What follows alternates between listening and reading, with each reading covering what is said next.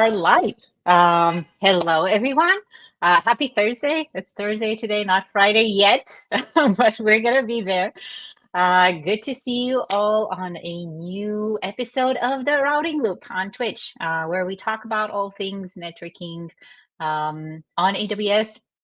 Super excited to be joined today by awesome folks, which I'll introduce to you in a second.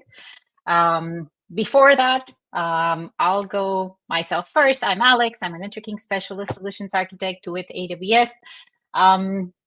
We go way back, folks. We've been having this show for a really, really long time. And we're super excited to be talking to you today about how to migrate to Amazon VPC Labs. Everything is going to be very based, I would say, on DNS. So, Scott, do you want to tell us a bit about you and your T-shirt? Yeah. Hey, everyone. My name is Scott Morrison. I'm also a networking solutions architect here at AWS. And I love DNS. Route 53 is one of my favorite services, seconded maybe by Lattice. And so, of course, we always get the blame as DNS administrators for everything, even though it's never DNS. So I had to wear my shirt today that it's always DNS. So glad to see you're the only one who loves DNS. You're the only one who loves DNS. Everybody loves DNS. DNS is amazing. Well, I love VPC Lattice, so I don't know. I think we complement each other really well. There we go. Well, we have people saying it's always IPv6, by the way, in the comments. It's always IPv6. Yes, we will try as hard as possible today. I will try. I'll take that back. Not to talk only about IPv6. I'll try really hard, believe me. But if you folks keep bringing IPv6, for sure, we're going to get there as well. Pablo, go ahead. Introduce yourselves. Tell everyone a bit about yourself. Yeah, so hello everyone, Pablo Sanchez, same as Scott and Alex, networking specialist solutions architect based in Madrid. So yeah, nice to be here again. I think I've been a couple of times, so yeah, always happy to be with you folks here in Twitch. Thank you. And we have a very special guest today on the show. Mayalen, go ahead, introduce yourself and tell us a bit about yourself. Hello, everyone. My name is Mayalen, and I'm a master's student in cloud and network infrastructures right now in Helsinki in Aalto University. And I'm here because I've been working a little bit with networking things in AWS in the past. So, that is awesome. That's awesome. Okay, so wait, now you're in Helsinki? Right now, I'm in Spain visiting my family, but I'm currently studying in Helsinki, yes. Oh, that is so cool. Oh my God, I wish I was a student now. I just realized today that I was a student too long ago. These kinds of opportunities were not that frequent when I was a student, originally from Romania. So good to know that you're a world traveler, actually, which is great. You said that you used to work a bit with networking things on AWS. Want to tell us a bit more about that? Of course. Last summer, I was in AWS in Madrid as an intern, doing my internship there. And I worked 3 months with Pablo. He was my mentor for my capstone project, which was about surprise VPC Lattice. Oh, that's amazing. DNS. So perfect. Yeah. So not a surprise that you're here on the show today. Yeah, exactly. Awesome. Well, thank you for joining us. Looking forward to seeing the VPC Lattice DNS automation solution that you built while you were an intern in AWS. Super excited about that one. We've just released it, I think, a couple of days ago. Pablo, do you want to speak a bit about it and maybe share the link? I think you have the link handy for everyone here on the chat. Yeah, so let me put the link so you can share with the people. And yeah, I'll go a little bit briefly about the guidance solution. So this guidance solution, basically what we want you to do is have a simple way for you to build in your account or in your environment a solution to automate the DNS configuration. We will be talking why you need that and how the DNS brings things connected with VPC Lattice. But basically, you need to configure DNS when you're using custom domain names, and we're trying to simplify in a large scale networks, how you can create all this DNS configuration. Because yes, Scott, is always DNS. It is always DNS, but actually, we're going to be talking a bit about today the fact that because it's DNS or due to the fact that it's DNS, this makes things really easy. It makes things really straightforward. Our subtitle for today is how to simplify service discovery, and VPC Lattice relies on service discovery based on DNS. So it's a very straightforward, simplified way of tracking, managing services in your environment, and giving clients access to services through DNS. Now, before we jump into our topic for today, I see in the chat we have some questions about Net 307. Pablo, everyone wants to get to your session.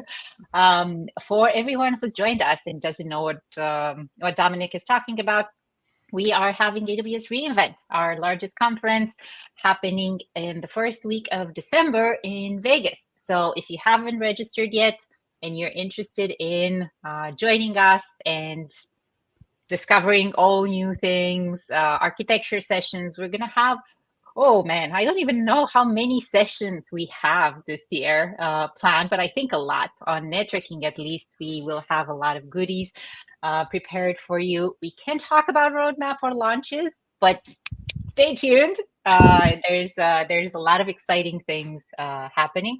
Oh, Dominic is helping me. 2,449 sessions this year. This is amazing. So yeah, in general, not only networking. I mean, yes. I hope so, but yeah, no, not only networking. Not only networking. Every service needs networking, so I just naturally assume that they're all about networking. In fact, they're all about DNS because you have to resolve the service somewhere. You know. Absolutely. And IPv6. I'm hoping that every single session that shows an IP address out there is going to have both an IPv4 address and an IPv6 address. Awesome. Well, that being said, let's talk a bit about what we're going to be talking about today. Let's start with Amazon VPC Lattice. And what is VPC Lattice? Scott, do you want to give us like one headline overview of what Lattice is? Yeah, Lattice is a really cool service that really allows you to extrapolate away from traditional networking constructs and bring your networking into the developer realm while still giving you all the simplicity to manage networking as a developer and still give you the great observability characteristics and even better security characteristics than you do with traditional networking. So it's all app networking and identity-based networking. Yep. And I know a lot of you folks who've joined us in the chat already have been good friends of the show. And we've had a bunch of sessions about VPC Lattice. If you folks are interested in the history of sessions, we have a guide actually on all things VPC Lattice on Repost.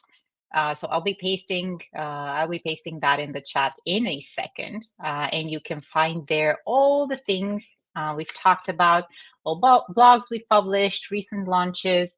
But if you are new to the show, I think it's going to be good for us to go a bit through what VPC Lattice components we have and how they're going to helping us sort of showcase what we're trying to do today. And Serber, hello to you too. Thank you for joining us. Thank you, Ken. Thank you, Dominic. A bunch of folks here. Tech Fueled. You folks have been with us for a really long time. So thanks for that. And to get back to our topic, right? What is VPC Lattice? I don't always prepare pre-prepared diagrams, but when I do, it is for VPC Lattice. So let's review what we have here. And Pablo, do you want to tell us a bit about what components you see here on this diagram? Well, yeah, let me put it bigger because I have small. But yeah, like first of all, we have the VPC Lattice service network. I always want to say this is the, I'll say the connector or the hub where you can connect your consumers or application consuming are your providers, your services. And yeah, and that one, well, we can go later on that one, but yeah, like that's where you connect everything on VPC Lattice. Yeah. And it is a logical construct. So it's Yep. just a way to bring together what we have here on our left side, which is clients, and what we have on our right side, which are services. So the service network is the one to which we associate clients and services, and you folks can see here the VPC association and the service association. Now, what is the Lattice service? I think quite straightforward, but yeah, like that's the way you can publish your service on VPC Lattice. Again, another logical construct, if you put it that way. But the cool thing with the VPC Lattice service is like you can target different compute solutions. So it's agnostic from the solution. And you can target IPs, you can target instances, EKS clusters, and even Lambda functions. I love that. And I think we will show later in the demo that you can directly target a Lambda function. You don't need to worry about API gateway. You don't need to worry about like endpoints if you want to do it privately. I think that's quite nice. Awesome. So that means that this Lambda function doesn't actually need to stay or be deployed in a VPC. It could be a Lambda function that's directly from Lambda service. That's awesome. Okay, love it. Cool stuff. From DNS perspective, really important. Let's first overview how VPC Lattice leverages DNS. And this happens here, starting with the service level, where each service gets a fully qualified domain name. Scott, do you want to tell me what an FQDN is, please? Yeah.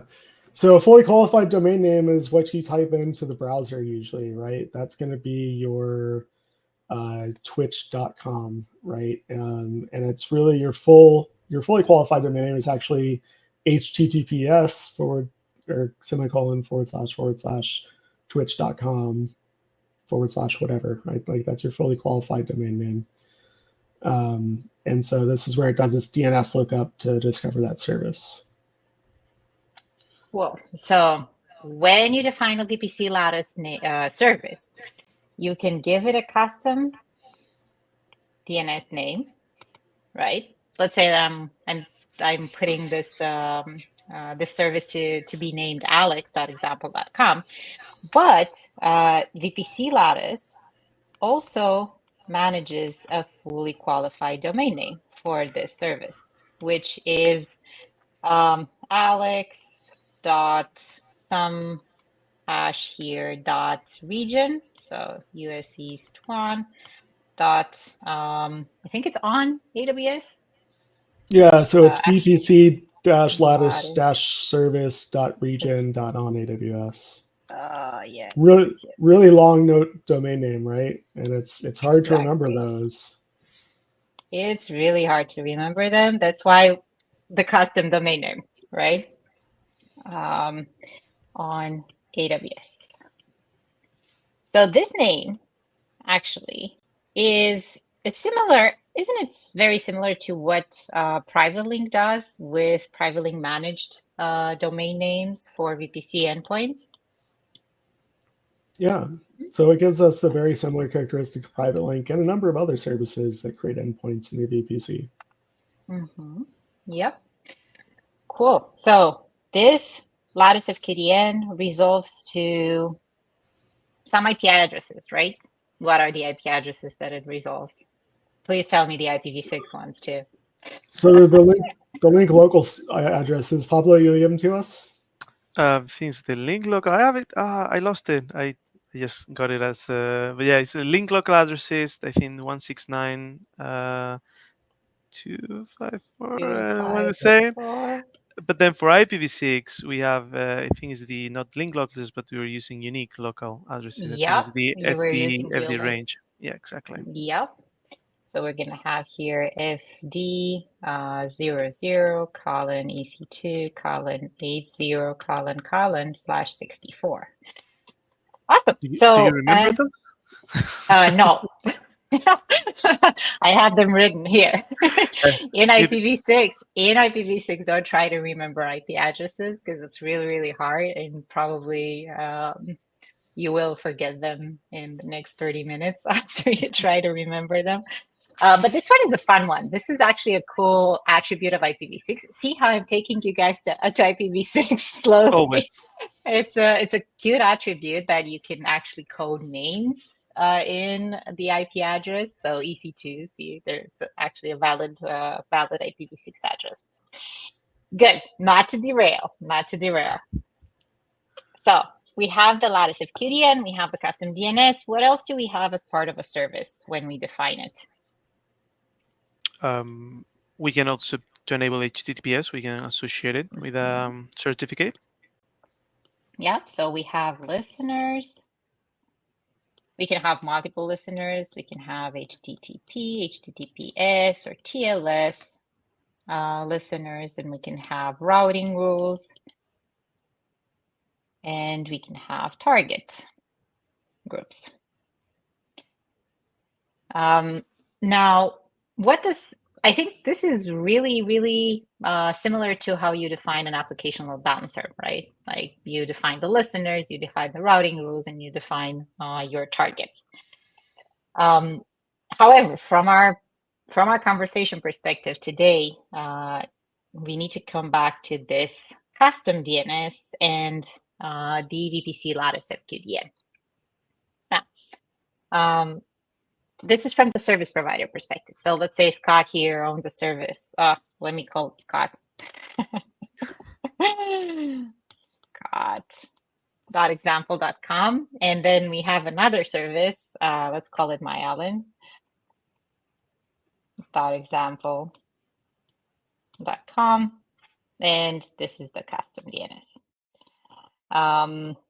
Really funny. I've seen so many examples of these services where a lot of different either historical names were used or names from movies, cartoons, Tom and Jerry, things like that. It's so funny. But let's stick to our names for now. And here's the important part. From the client perspective, the client accesses a service using, guess what? Our Route 53 resolver. Yep, exactly. So there's the Route 53 resolver is present in every single VPC. Scott, do you want to tell us a bit about that? Yeah, so the Route 53 resolver is an interesting service because it's gone by a lot of names over the years.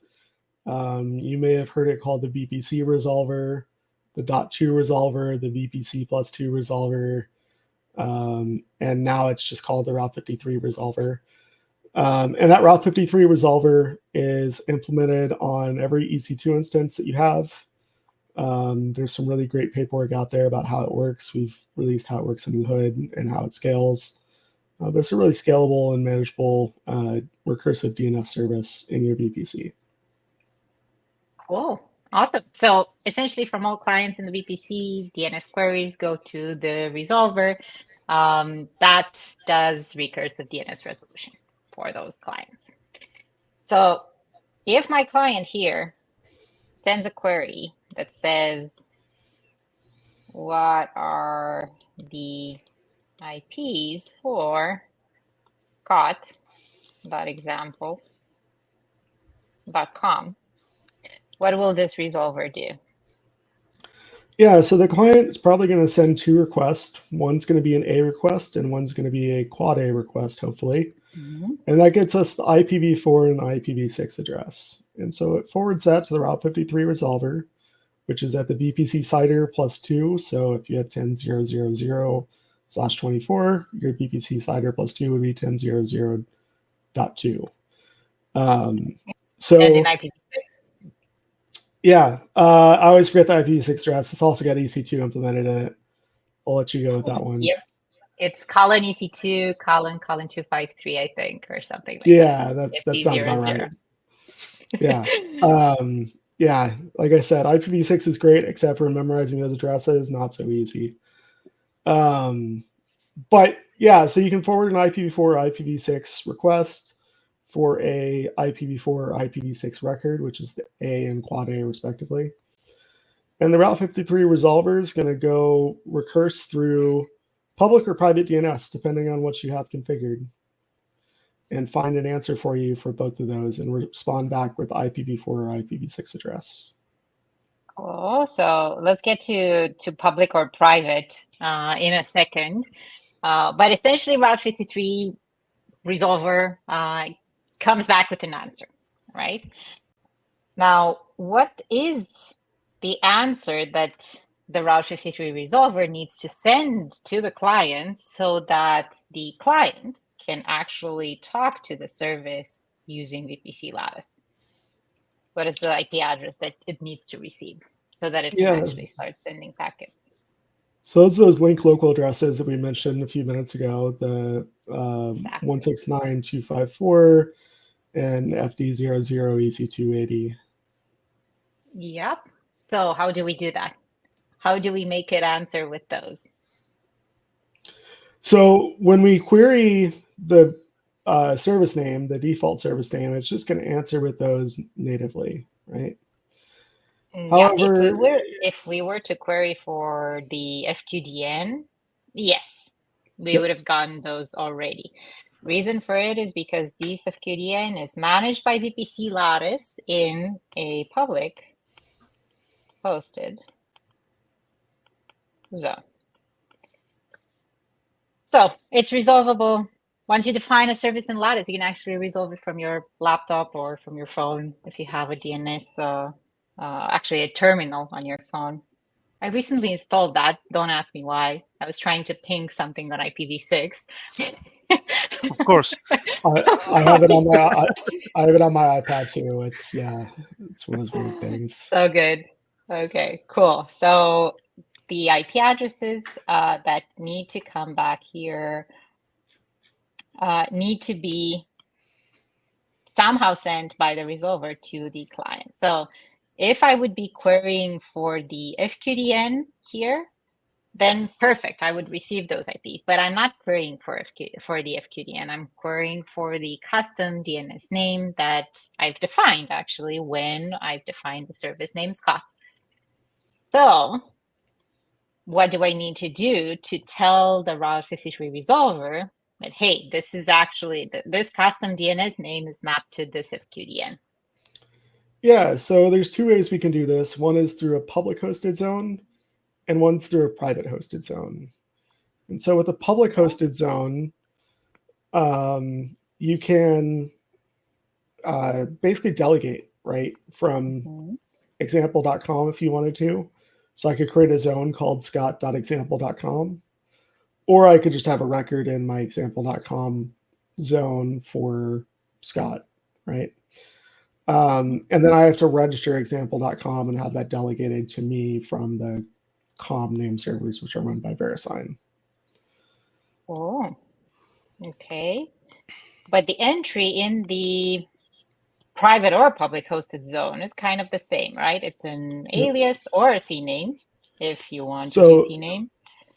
It's an alias or a CNAME. The only caveat is if you do a delegation, right, and you have a zone called scott.example.com, then you cannot CNAME at the apex, right? That's a limitation of DNS in general. So you have to use an alias record, but alias records are super easy to use in Route 53. They're great characteristic, and they actually perform better than a CNAME. So we recommend them over a CNAME where possible.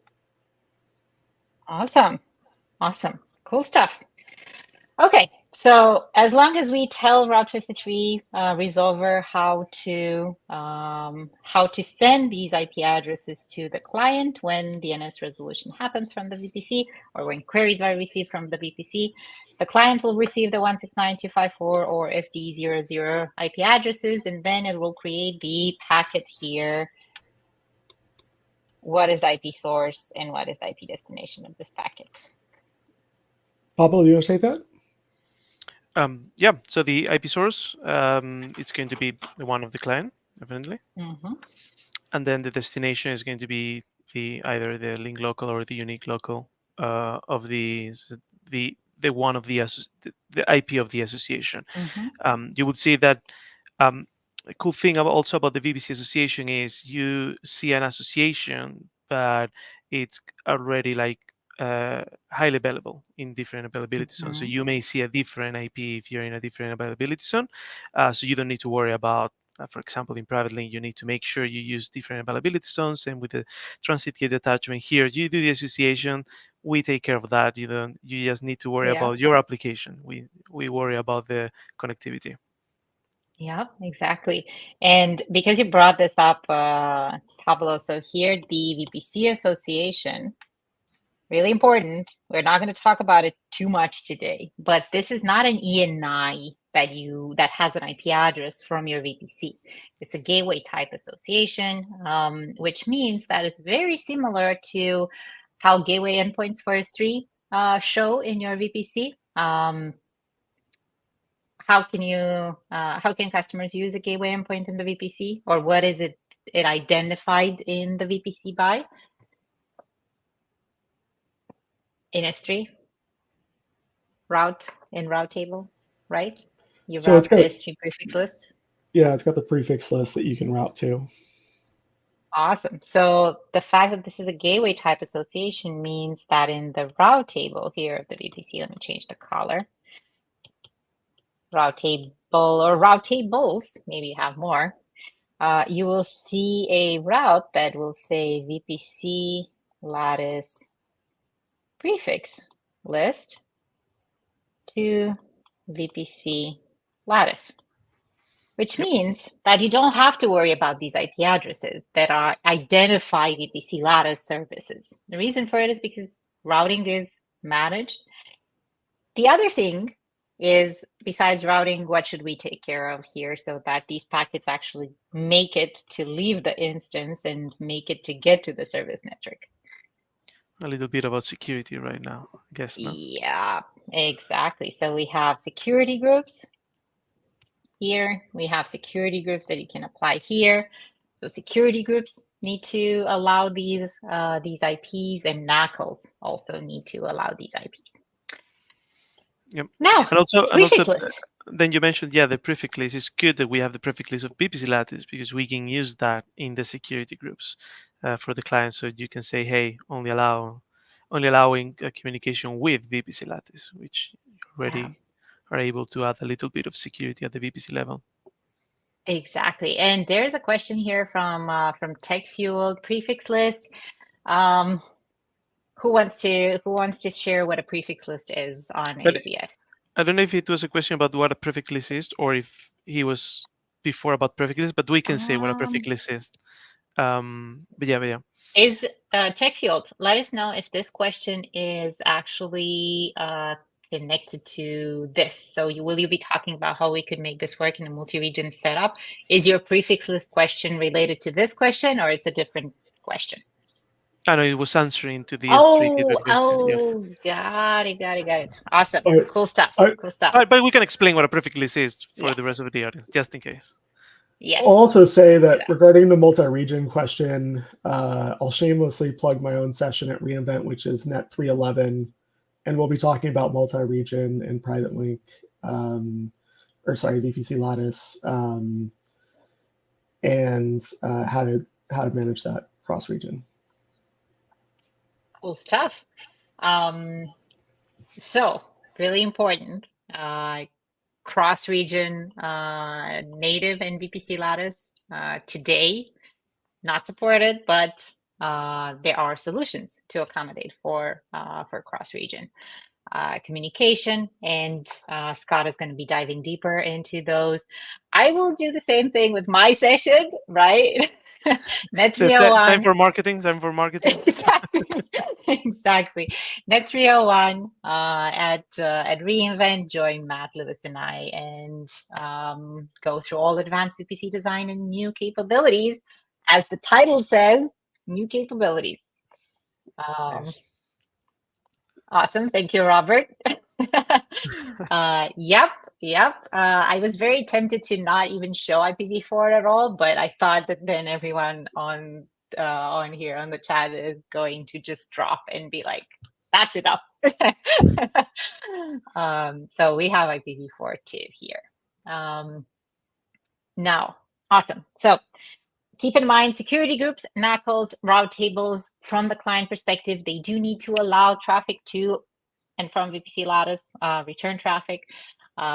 Not the purpose of our conversation for today. There's a bunch of resources that you folks can check in the repost article that we've shared a bit earlier. We're going to continue reposting that. And also let us know if you have questions. That's one. Two, let us know if you folks we're missing any type of content out there on Lattice. If you're interested in, I don't know, types of blogs or guidance that we haven't published, let us know. Tech Fueled, we have a question. I recall Justin mentioned earlier that VPC route table entry doesn't actually affect the traffic flow. The communication goes through the NI attached to the EC2. The route entry is there for customers to understand traffic flow. Correct. It is essentially making sure that the traffic is absorbed by Lattice, by the Service Network Association, and it is also for or to ensure that customers do understand what that traffic is, where that traffic is going, right? Not an ENI, as I was mentioning. It is a gateway type association. Cool stuff. Okay, so client resolves for DNS. This is pretty straightforward. I think this is probably the diagram that we've gone through with majority of our customers. At least I have done this many times around how does the traffic flow look from the client to the service. How does DNS resolution go? How do security groups and route tables work? But guess what? The funny thing is, not that funny, is the fact that rarely we're talking about deployments, at least existing deployments, where traffic flows are this simple, in the sense that we have a client and we have a service, and the world is very straightforward. We usually have to deal with a lot of clients and a lot of services and a lot of VPCs and different ways to manage DNS. And Scott actually hinted at this related to public hosted zones or private hosted zones, and the fact that there's different ways in which customers manage DNS on AWS. So if we take our next step here and we go through a baseline architecture, which seems a bit more close to the truth, right? We still don't have 10,000 services here because it would have been a really complex architecture, but a bit closer to the truth. This seems to be a very common architecture, right, folks? I don't know, Pablo, are you seeing this a lot? VPCs connected to transit gateway, some public-facing load balancers, some private load balancers, some clients spread across VPCs. Yeah. Twice this morning. So yeah, like nice. that's the ABC of our job. Yeah, absolutely. That sounds cool. Now let's choose a domain name. What domain name do we want to choose for our services? Usually it's kind of a standardized domain name that customers use for their services or their endpoints on AWS. They kind of usually use something like internal if they choose to use private DNS. So let's pick a domain. What domain do we want to choose? Let's use route53domains.com. I don't think that's a good idea. I don't. Let's use example.com. I don't want our Route 53 team to join us on Twitch here and be like, "What are you guys doing?" They love when people hit their website, so. I am sure they do. I am sure they do. So in Route 53 here, let's start with our first example where we manage DNS. So from our baseline architecture here, Let me actually not mess up with the baseline architecture, because it's probably going to be useful for other scenarios as well. I don't know, I'm just saying. And let's say scenario 1, DNS management in public hosted zones. Now, our baseline DNS management, let's say example.com here. In this public hosted zone, we have 2 entries for foo and bar. We could use Scott and MyAlvin, or foo and bar. I think it's shorter. I'm quickly associated with foobar, so let's go with it. Cool. So foo is alias to public ALB foo, and bar has an alias to private ALB bar. Now, quick question here. Is there a problem that I have a public hosted zone that has an entry in it that points to a private ALB? No, so it'll resolve just fine. In fact, the DNS name for a private ALB is in a public hosted zone. Perfect. So this private ALB actually also has an FQDN, right? And this FQDN is managed by ELB in a public hosted zone. Now, this private ALB has a private IP address, right? Like in the VPC. So let's say it has 10.1.1.10 and 10.1.2.20. Let's say it's deployed across 2 availability zones for resiliency purposes. And that's what this will recursively resolve to, right? 10.1.1.10, 10.1.2.20. I haven't added v6 addresses because it's going to take me probably 5 minutes to write one. I was about to say that. I feel like it was so close. What happened here? Last IPv6. Good.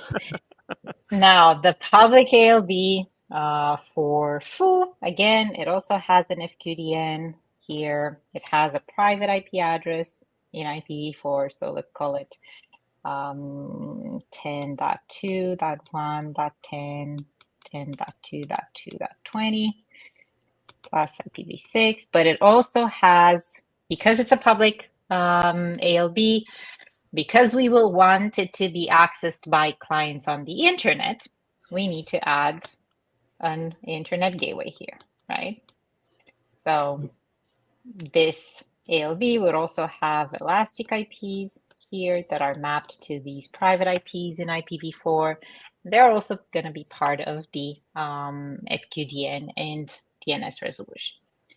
So I'm going to add them here, private IPv4 plus CIP plus IPv6.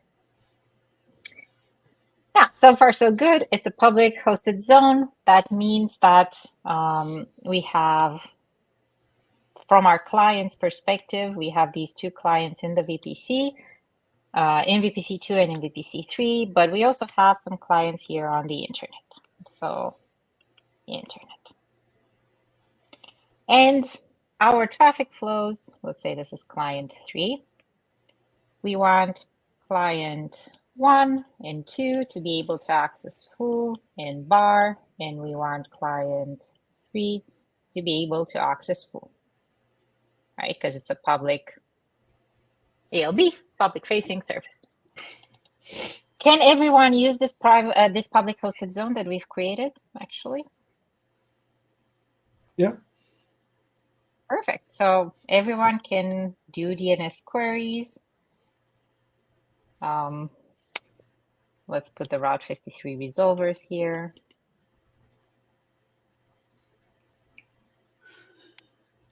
And here. And these clients will be sending queries and be getting replies All good. By means of the entries in this public hosted zone. So everyone resolves to the same ALB IPs and can access these resources either from the internet or from the VPCs. Now, connectivity-wise, traffic flows, the internet client tree will go through the internet gateway and will hit the ALB, right? These are packets. And client 2 will just talk directly to private ALB here. And client 1 will talk to the private ALB through Transit gateway. Perfect. So If data routing plane. if routing allows it, but let's suppose yes. hopefully we've configured it well and it is allowed. Awesome. Cool stuff. Any questions so far? Everyone in the chat is pretty silent. Just so you folks know, we are talking about how to migrate to VPC Lattice.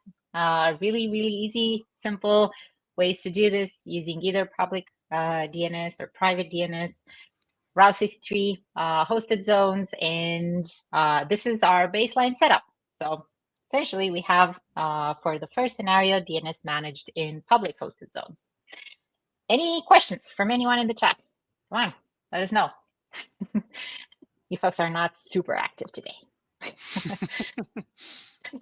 I know why. And Scott, you also know why, because no one likes DNS. Everybody loves DNS. They're so in love that they cannot even speak right now, even right. That's the way. Exactly. Mayalen, as you were going through the internship, what was the the thing that was most exciting for you related to DNS? I see DNS is Robert here is terrified by DNS. I don't know. How do you feel about DNS? It's interesting. Best answer. Yeah, I think when I was doing my internship, I knew about DNS, but I didn't know about VPC Lattice. So I had more trouble with VPC Lattice than with DNS, actually. So nice. Okay, so you like DNS or you kind of don't like DNS? What's your stance on it? I like it. Maybe nice. Yeah, I like it. Let's say it like that. Okay, good. Now you're in camp, Scott. I want one of those t-shirts. So yeah. she said that only for the t-shirt, you know. Yeah, nice. That's what it is. Cool.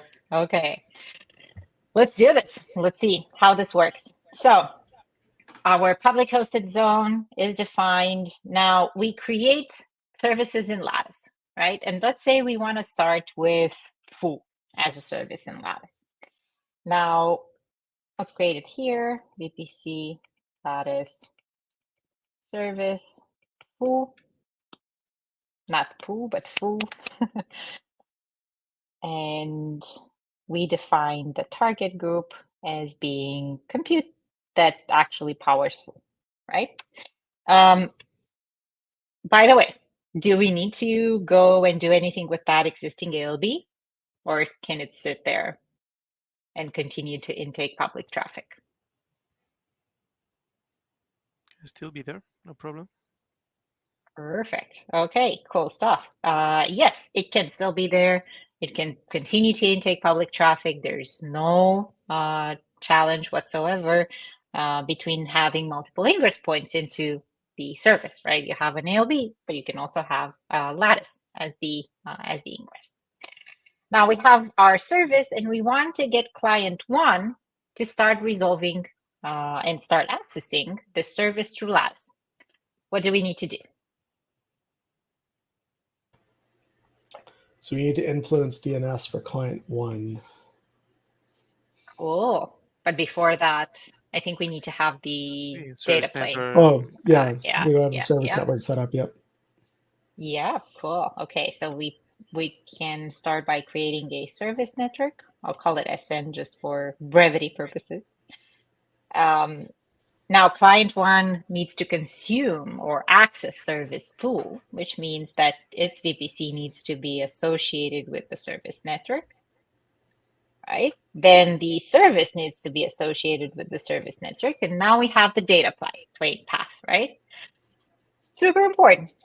Nothing happens as we do these 2 steps, 3 steps actually. 1, service network, 2, associations. Actually, 2 is probably creating the service, and 3 is association. The association, yeah.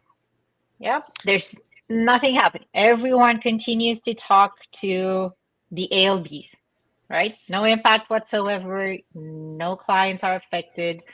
Nothing changes. DNS continues to resolve as it was, right? Yep. Everything works thanks to DNS, if you think it that way. Exactly. Everything works thanks to DNS because it is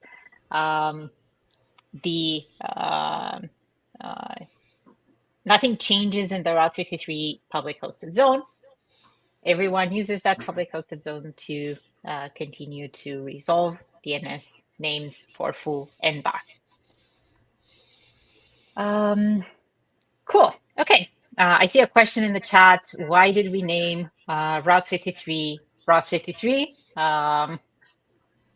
Maybe I actually never thought about the port in DNS, but interesting.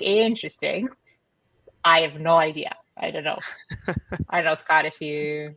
TechFuel, I think TechFuel hit it right on with the explanation there, which is, yeah, it's a play on the Route 66 highway in the US, and the port's 53 and it routes traffic. So it's a bit of play on words, a bit of play on the fact that it's port, and a bit of play on the fact that it routes traffic for you. Nice. One of our better service names. Yeah. Ben.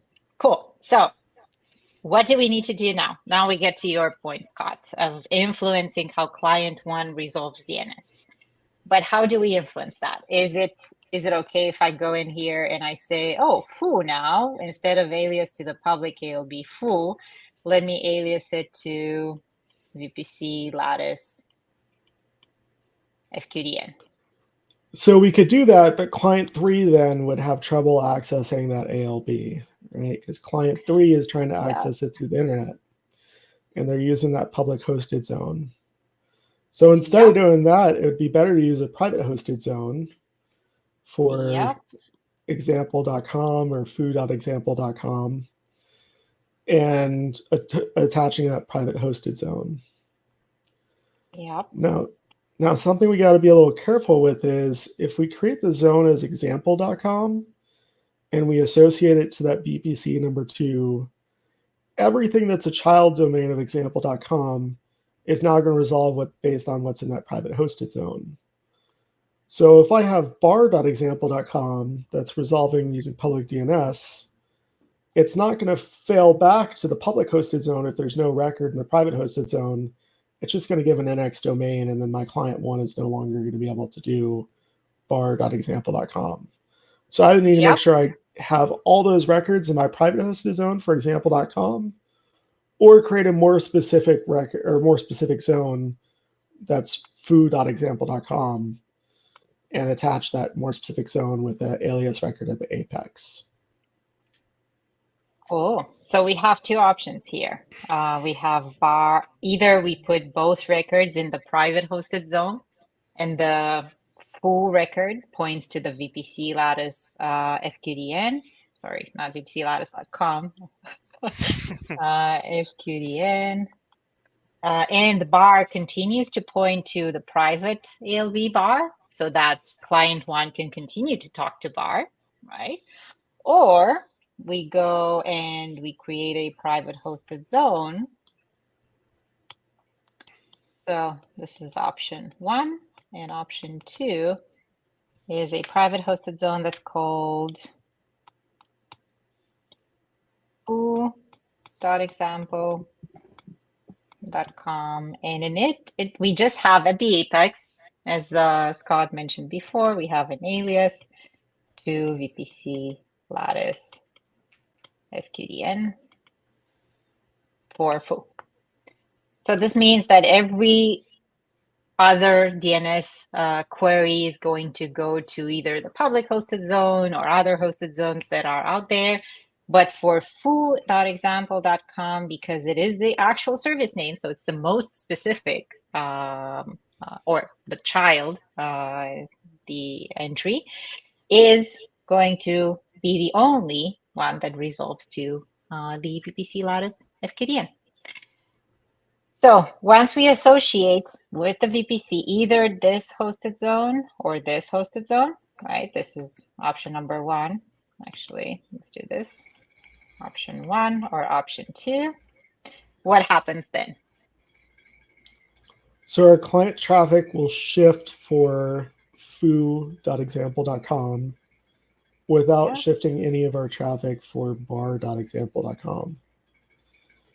And that can actually take a few minutes. So just be aware of that, because you have to, any existing clients that have already queried foo.example.com have to wait for the TTL, the time to live, to expire in the cache, which is 5 minutes usually. And also any existing TCP sessions aren't going to be aware of that change either.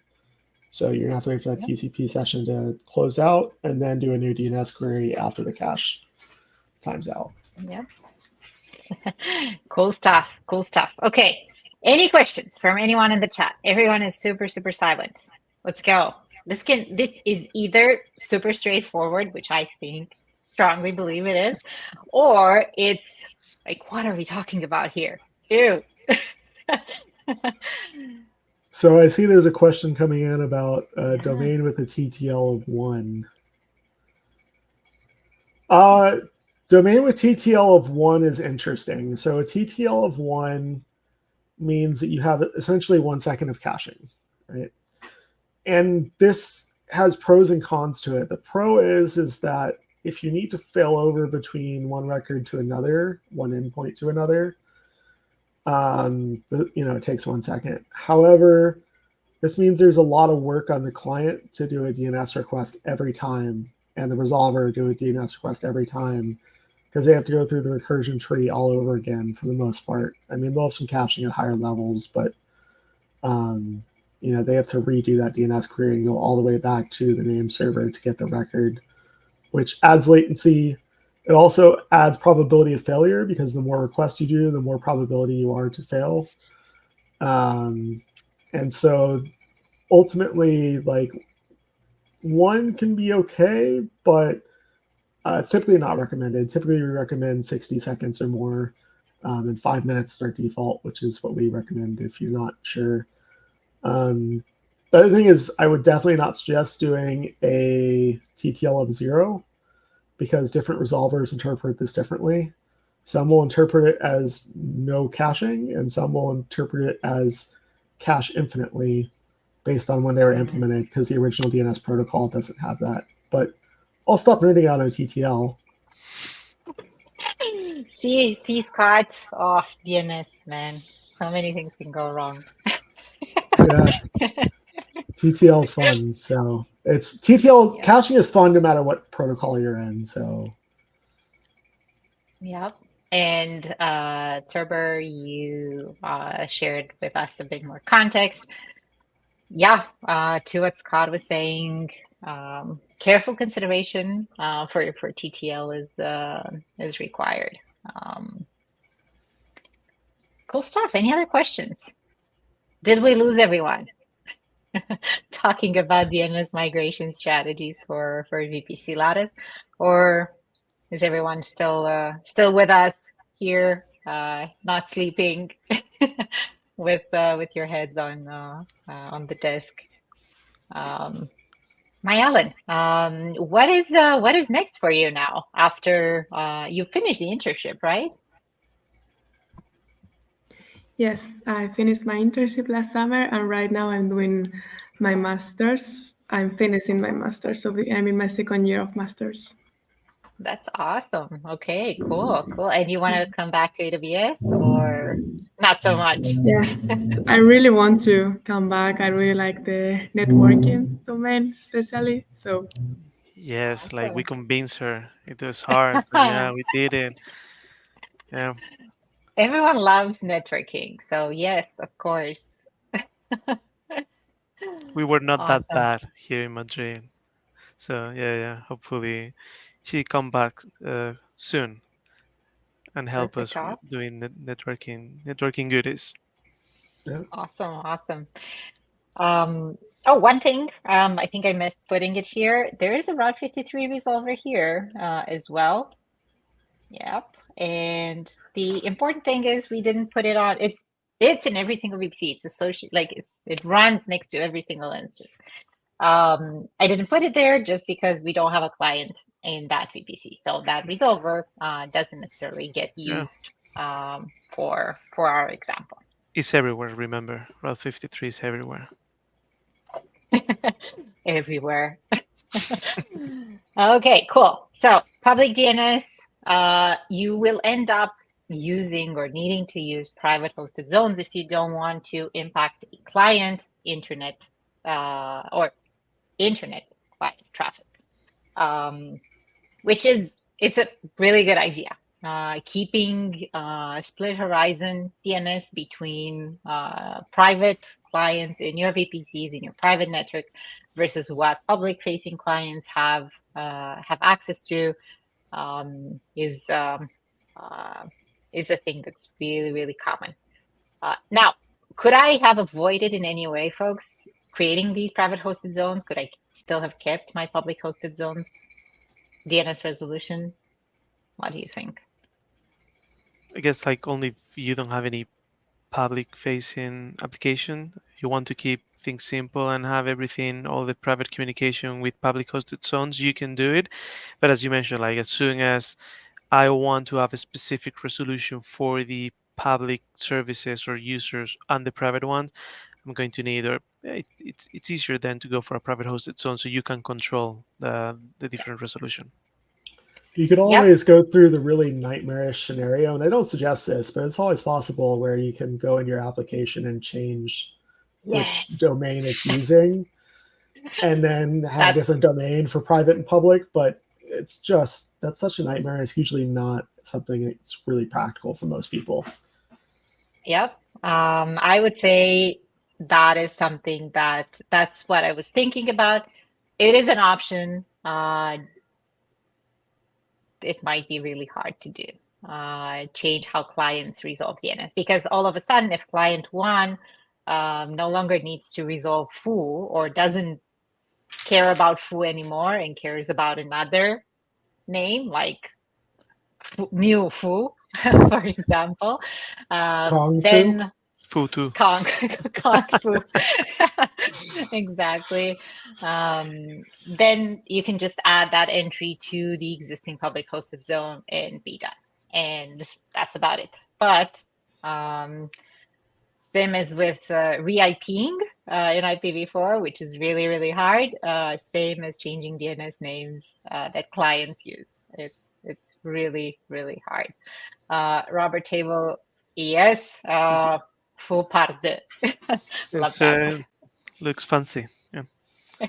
Exactly. Cool stuff. Okay. Before we jump into the demo of the solution, let's go through option number 2. Really straightforward and easy if we went through option number 1, which is DNS management in private hosted zones. So this is 2, this is private. And let's say we have the same example.com. Let's say we have a private hosted zone, and this hosted zone is associated with all these VPCs. And for public, we have a different one.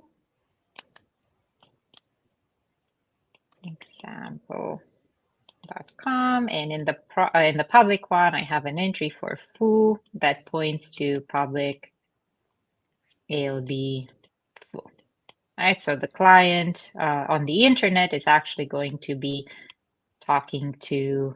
Let me put some. Oh, I keep deleting that. client on the internet talks to the public hosted zone. It's still Route 53, by the way, so don't forget that. But anything we do in the private hosted zone example, .com is no longer going to impact public DNS names, right? So let's say we do the same steps, right? We create the service foo, we create the private hosted zone, the service network. We associate the VPCs with the service network, and we're in a good place as of now. How do we do the DNS migration? Also keep in mind that now at this point, let's evolve this scenario a bit. Let's say that this is also connected to the TGW and it also has a private ALB.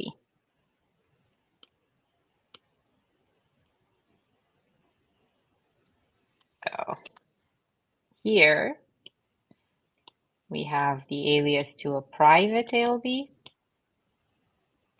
And our communication patterns need to be, let me clean these IPs here. Both client 1 needs to talk to foo and client 2 needs to talk to foo.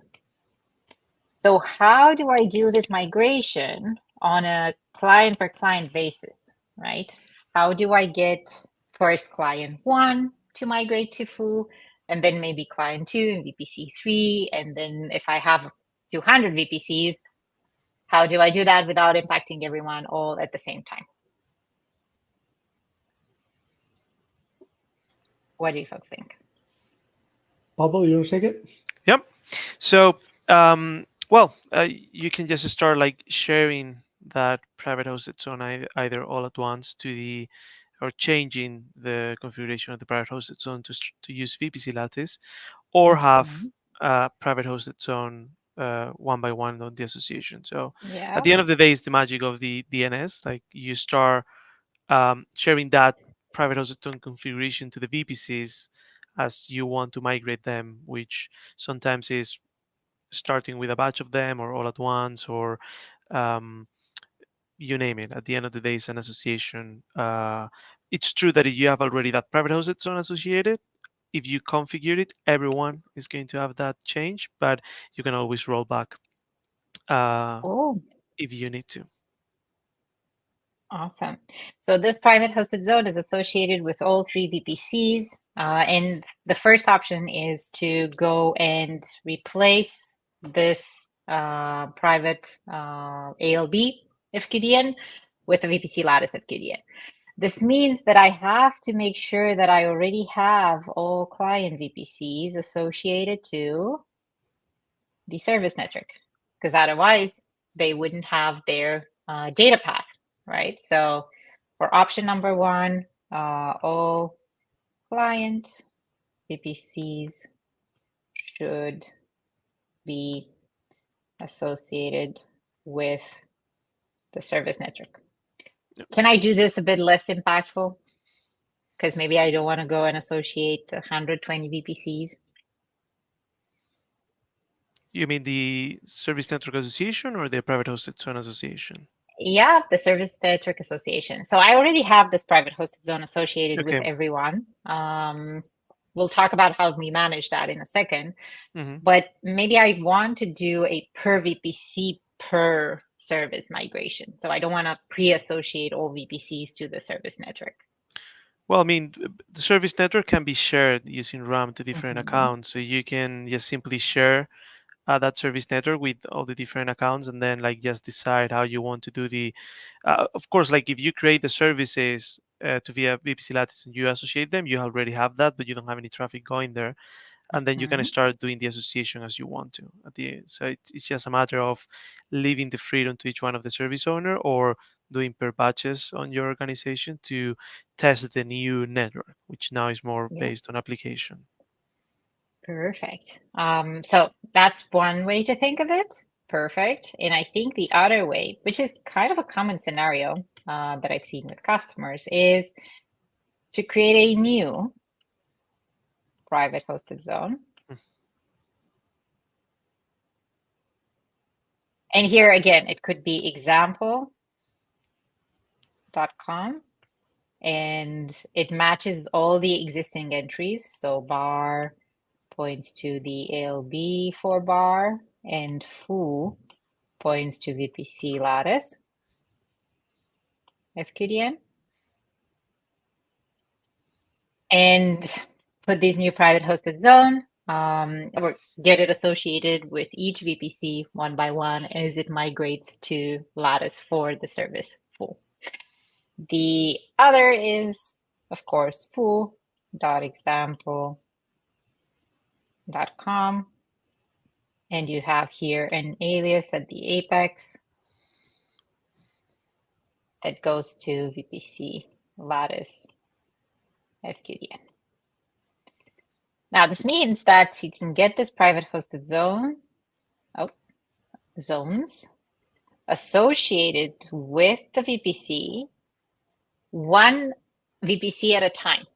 Right? So when you're ready to migrate a VPC to use foo in Lattice, you associate a VPC to the service network and you associate the private hosted zone with the VPC. So it's the scope of changes is much smaller. Now, here comes the fun. How do we manage these private hosted zones? Because this one will have to be associated with this one as well. And let's say we have 100 VPCs, and let's say we have 100 different accounts.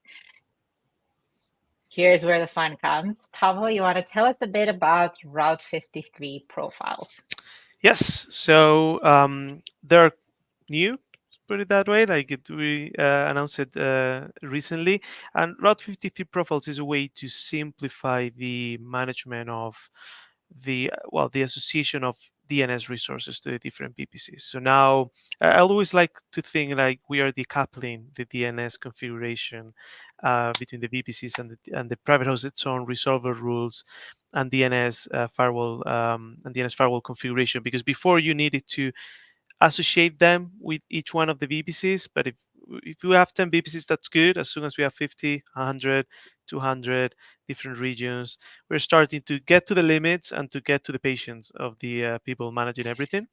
So now what we do is we create that profile where now we can have like a associate then or private hosted zones, resolver rules, firewall DNS configuration, and then in a different, I would say like in a decoupled way, now you can do your VPC association. And those profiles, specifically for the private hosted zone point of view, those profiles can be shared via RAM. The way to do the VPC association with private hosted zone in multi-account environments was a little bit CLI based. Sometimes, for example, with infrastructure as code and Terraform, you were able to do it a little bit more native. But now you're using AWS RAM, and now you can have an easy way to put all your configuration in one profile or several profiles, and now that's what you share, usually in your landing zone automation. Awesome. That sounds great. Okay, so whiteboarding here is really easy, right? if everything was as easy as just whiteboarding, we would be in a much better place. But all these scribbles need to be actually transformed into hopefully code, if not ClickUps in the console. But we actually need to configure all these things, right? So here's where your solution folks, Mayalen and Pablo, comes into play. And we're ready for the demo. Before we jump into the demo, quick question for everyone who's on the chat. Any questions about VPC Lattice DNS migration strategies, about private hosted zones, public hosted zones, how you associate them with different VPCs, and how you control DNS? I think our conversation today was very little about Lattice and very much about DNS. Yeah. Because at the end that's of the why day, Scott is happy right now. You can see him. He's happy there. Exactly. So let us know, folks, in the chat. Let us know if you have questions. I'll hand over the screen share to Pablo. Pablo, you're ready for me to add I'm you ready. Okay, cool. Yeah, Let's see so this. yeah, let's go for the demo. So first of all, so we already think of the well, I'll put one architecture first. So that's really simple of the whiteboarding that I see. By the way, Alex, someone is asking about the Wacom tablet that you use for Oh, that. Um, it's an Apple tablet. It's an iPad. okay, okay, cool, cool. So yeah, so to put it in those terms, that's what I already have built more or less. So I have the VPC Lattice service network, I have the consumer, and I have a private hosted zone. But think that you have everything. I think I don't have a private hosted zone. I have a Route 53 profile, and then I decouple this association with the private hosted zone and the VPC.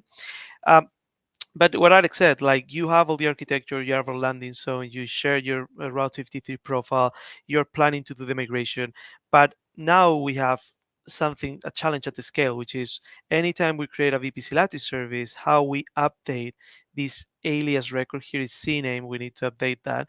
How we have this alias record, so we're able to not only like have a transparent service consumption or transparent migration of the service, but also is transparent from the resolution point of view. And that's where um, the solution comes into the game. And now we're moving out of DNS and moving out of VPC Lattice, and we go to event-driven architectures. So we're just like taking Nice. advantage of event-driven architectures and serverless technologies to notify from all of these spoke accounts, for all of the accounts creating VPC Lattice services, that a new VPC Lattice service has been created, and we need to update a private hosted zone configuration. So first of all, what we are going to do, and I'm going to show our entry point from the central networking account or central shared account is an Amazon SQSQ. So it's going to be taking all the messages, all the events from the different spoke accounts. And because we need to do this subscription, we first have a onboarding process. So that's the first thing I'm going to do. Let Yeah, me any ask you questions, one Barry? question. Yep. Yeah, one super quick question. So this means that every time like I get a new service in Lattice, this automatically works, and it's like gonna be automatically. I will be able to resolve it if I configure it so with the event bridge part.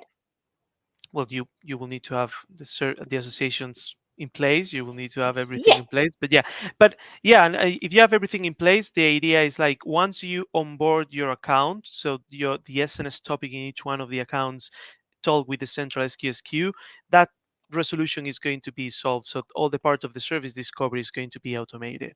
So now, as soon as a new service is created, everyone with that private hosted zone associated via Route 53 Nice. profiles will be able to get that resolution. The reason why I was asking is because we've launched end of last year, actually 1 year ago already, a solution in a blog. I'll post it in here in a second, where we show how you can automate the association part, service creation Yeah, association, based on tags. contacts. Yeah, So this is awesome. So I can use that first. I can do all the services. Everything is pre-provisioned, pre-configured. Every time a new service comes up, that pipeline runs, and then I can update my DNS automatically. exactly. Yeah, So yeah. what I hear is Werner can have all the encrypt all the things motto, while we have the automate all the things motto. I love it. Yes, automate all the things. Yes. Actually, the first time you're interacting with service, what I usually do is I go through the console. I like learning what the constructs are. I don't really like reading documentation. Probably none of you do as well. So I like to brute force it in the console and just go and click on things and see if it works. And then it errors out and it says, oh, this you can't do this action. And then I'm going back to the documentation and reading actually why I can't do that action. But yeah, based on that, that should be the only time you do things manually. You should absolutely automate everything, and you should make sure that you eliminate human error and clicks error from your deployments. Yep. Perfect. So yeah, so I'm already building the basically. So I already built all the networking accounts. So you'd see that I have here the initial queue and everything. So now what I'm doing is creating all these things in the spoke account. And what it will happen is as soon as the SNS topic is created, it will notify the networking account and say, hey, I have a new SNS topic in a new spoke account, subscribe it. So you can start receiving messages from that queue. So as you can Oh, see so here, well, I see two queues because that was the test before the before this session. But yeah, like anytime I have a new Spoke account, I'm going to be notifying the networking account, hey, you have a new SNS topic. Future messages about new VPC lattices will come, so please subscribe that SNS topic. So, is there in the solution, do you want to share with everyone like the instructions? Because I'm sure you Yep. know what you're doing here, but if anyone wants to run this in their account or wants to test this, how can they Yep. do it? Yeah. So let me go. Let me share the guidance. So if you go to the guidance Mhm, solution um, landing page and you okay, I'm ready to deploy. Here you have two stuff. Here you have the sample code where you have in GitHub, and mhm. the good thing is you can give us feedback, issues we will be putting, like what are we working about, and you can also create PR, so you can also tell us how you want to improve the guidance solution, and also you have the implementation guide where you see an overview of the solution, exactly what I'm going to show you, and how you can deploy everything. And in addition, because the solution, as you can see, has no VPC lattice, and even we don't create any private hosted on any DNS configuration. Um, what we also do is we provide some code, example code, which is the one I'm using if you want to start testing to get comfortable with the code. Because the idea is you build it on your accounts, on your environment. So we want to provide you the code almost ready to production, but we want you also to get Nice. comfortable and own it so you can also change it as much as you want. Cool. So we have a sample service network and sample service so that you can Exactly. test with, but you can take this code and once you run it in your environment and you see what tweaks Yep. need to be done there based on your deployment, you can actually take it and use it. That's Yep. Yep. awesome. And for now, we only have Terraform because my Allen was with us only 3 months and not 6 months. So we couldn't ask her to do it in different languages. But we're working already on CloudFormation, hopefully CDK and Oh, that's awesome. other frameworks. So yeah, so please put it in the issue. Which one do you prefer to be the next one so we can prioritize that one? Yeah, let us know. Yeah, perfect. So yeah, so I have the SNS subscribed. So now if I come, I'm going to show you that I'm not, I think this one, this was from the, I'm going to delete that one. So you can see that it's going to be created. Those from the previous test. So now I have an empty hosted zone. And what I have is a service network. Let me put it bigger here. I have a service network where I have a consumer. So I have a VPC associated already Pablo, to test. Yeah. do you want to do a command plus so that we Oh yeah. can, Yeah. yeah, Sorry. so I'm using it's a a bit I'm using a bigger. huge TV, so for me it was already. Sorry about that. Nice. No Okay, worries. so I have a VPC association, but now I don't have any service. So now it's the time for me to create the service. So I'm going to just create the service quickly and then start showing you all the automation. So the service, what will happen when the service gets created? And now I can go step by step on the reference architecture. So um, we still don't have an even breach event anytime we create a new VPC Lattice service, but we are playing with the same idea of the blog post we shared before about the tags with VPC Lattice service associations and everything, which is tags. So we're going to tag um, our VPC Lattice service, and we're going to create an event breach event saying, hey, anytime you see a new tag with this key, we call it new service, I think, but you're open to change that if you want to. Once that happens, we're going to invoke a Lambda function that the only thing it does is, hey, there's a new VPC Lattice service tag with this specific tag key. I'm going to retrieve all the information, and all the information is um, VPC Lattice, the VPC Lattice long FQDN, the long domain name, the custom domain name, and then also the public private hosted zone managed by VPC Lattice. So with that three things, now I can create the alias record on the central account. When that happens, I just send that message to the SNS topic. And because that was registered with my Amazon SQS queue, the queue is going to retrieve the message and invoke a Lambda function that will create the alias record. And of course, we have a dead letter queue that is doing retries. So if for some reason there's a problem sending the package to the Lambda function, invoking the Lambda function, it will retry. I think we put it 2-3 retries in 5 minutes, and if not, it will just keep the message. So you can also do some troubleshooting of why this message was not delivered. So let's see if that happened in our case. And here we have it. Here we have the nice. information about the VPC Lattice service. I call it service 1 Twitch networking. See, let me make this bigger so you can see it properly. And yeah, that the value is the VPC Lattice service domain name. So if now I come to my instance and I try to connect, I didn't need to do anything as a consumer. I put the consumer on the same account just to not. We need to talk a second after you finish the demo about EC2 instance connect endpoints. Okay. I love that feature. I opened the gates by doing that. As you can tell, they launched IPv6 recently. Yes, definitely, of yes. course. So it's establishing. Okay, so now if I do a curl, I did HTTP for this example. Let me just copy paste because I don't remember the domain name I use. Here.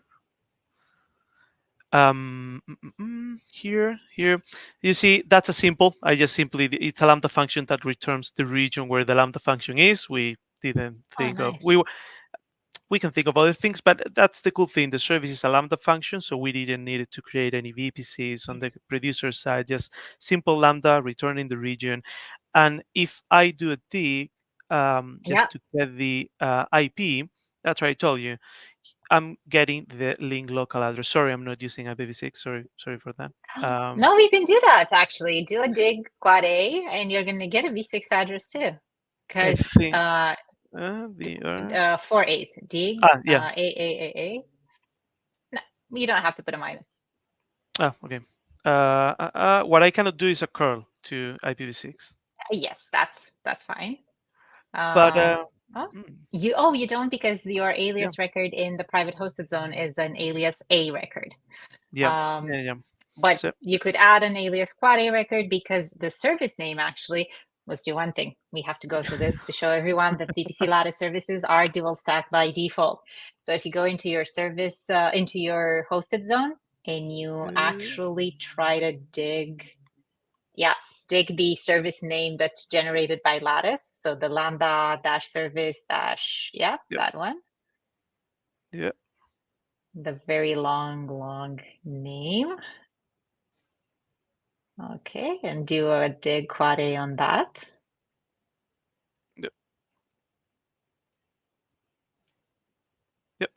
Perfect.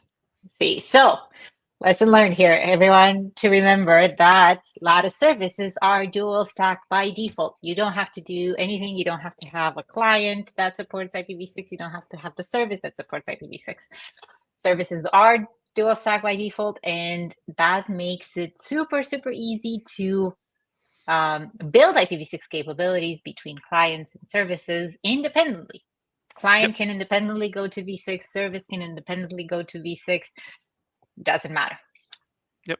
And also, same as we said before, that the services are agnostic on the compute power, compute capacity, or compute solution. They're also agnostic on the IP version. So you can have IPv4 talking with IPv6, IPv6 with IPv4. So it's also a good way for you to start migrating to IPv6. So Alex is happy, and don't do it by migrating everything. You're gonna start like doing a smooth migration. Yeah. And I think there's a question here in the chat about abusing resource tags as a free scalable key value data store. I think that depends on what your version of scalable is. This kind of goes back to, and I don't know if I'm allowed to do this, so marketing might get in trouble here, but Corey Quinn loves to say that Route 53 is his favorite database. Yeah, I mean, sure, you can, but you probably shouldn't. Yeah. Also, to be honest, like the end goal with when using tags is, as soon as we have the event bridge support for creation of services, deletion of services, we can simplify this a lot. Also, the other blog about doing the association, because now You can even remove the Lambda function on the Spoke account, and you just simply, anytime you have a new event rule, you just send that event to the networking account and apply all the logic on the networking account and just make it even simpler. So you would see that Cool. this guidance solution in the next, I would say, weeks or months, to have a new version, which is even simpler, and then maybe in the future be even more simpler. And who knows, maybe it's part of the service at some point. Awesome. Awesome. Well, that being said, we are 5 minutes to time. I think my Alan had to leave us. It's really late for you folks down there, right? What time is it, Yeah. Pablo, So now? it's almost 9 p.m. So yeah. Oh Yeah, man. so I guess my Allen needed to. She was, I think, like in a public space. So I think they Yeah. asked her like to leave. I'm in an office, so maybe they don't say that to me, at least for the next 5 minutes. Yeah, it's all good. It's also good that you didn't have to, you didn't have an alarm, like a fire alarm. Oh, my Ellen is back with us. Um, where we were just saying, my Ellen, that maybe Yes, it's really, I'm so really late on sorry. your side. No worries. No worries. All good. Um, Awesome. Well, that's it. There's like 4 minutes to go. Folks in the chat, let us know if you have any questions. We've talked a lot about a lot of diagrams. I don't know why the diagrams came back here. Um, but yeah, let us know if you have any questions. We have a blog on what we've talked about today that is going to come out really, really soon, hopefully, so that you folks have all the resources there. Pablo's and Myelin's solution, we have it already in the chat. We've pasted a bunch of resources for you folks. So yeah, let us know. Reach out, share your feedback. Any closing thoughts, Scott, Pablo, Myelin? I have some marketing to do, but we can do that Yes. later. I'm gonna drop a link for you to drop into Twitch there. But I thought I'd say there's this conversation going on about console versus CloudFormation and CDK, and they just released a new way to kind of convert some console actions into these reusable resources, make it a little easier to write some of that. So give it a try, see what you think. Nice. Awesome. Awesome stuff. I pasted the link in the chat. Myalin, how about you? Any closing Yeah, thoughts? I wanted to mention again what Pablo said about the guidance solution. If there's anything that doesn't work or anything like another language that you want us to work on it or anything, feel free to do it, because hopefully I will be back and hopefully I will work again with this and I can do better work again. So Yeah, anything I that won't work. I can won't be work improved. any issue. So unless my Allen comes back, or there's no issue to be checked on that. Okay, let's do it. Let's see what we can do. That's awesome. Thank you. Thank you, Robert. Thank you, Robert. Thank you, Okay, Robert. That's really nice message. that's awesome. Cool stuff. So a couple of things before your marketing, Pablo. We had a super quick look at EC2 Instance Connect. EC2 Instance Connect now supports IPv6 as well, which means that you don't need public elastic IP addresses to SSH into your instances. You can use that. You can use IPv6 addresses assigned to your instances. You can connect to them using EC2 Instance Connect. And as long as you support IPv6, everything works. So Nice. get there with IPv6. Cool. And one small one from my side, like we were talking about reinvent sessions. There's a really nice workshop. It's not mine, so I'm doing marketing from another person, which is a net 308, which is migrating your microservices to zero trust architecture. That's based on a code talk Adam Palmer and myself did in Reinforce last time, which you are be migrating services from network connected to transit gateway to Amazon VPC Lattice. So you will have a hands-on of what we have discussed today. So yeah, That's so awesome. we have a nice hands-on there. We're almost finishing the workshop. It's getting quite nice. That's awesome. That's awesome. Okay, cool, folks. Oh, don't forget, go reserve your seats if you already registered, because seats reservation has already started. A bunch of sessions are already booked. You can you can add yourself to favorites, and you can track when people decide not to attend a session, and you can get yourself onto the seats for that session. We're looking forward to seeing you all there. Thank you so much. We are at time, so thanks so much for an awesome session, folks. Super awesome to have had you here. Thank you all in the chat for your questions and your feedback, and see you next week. Thank Cheers. you.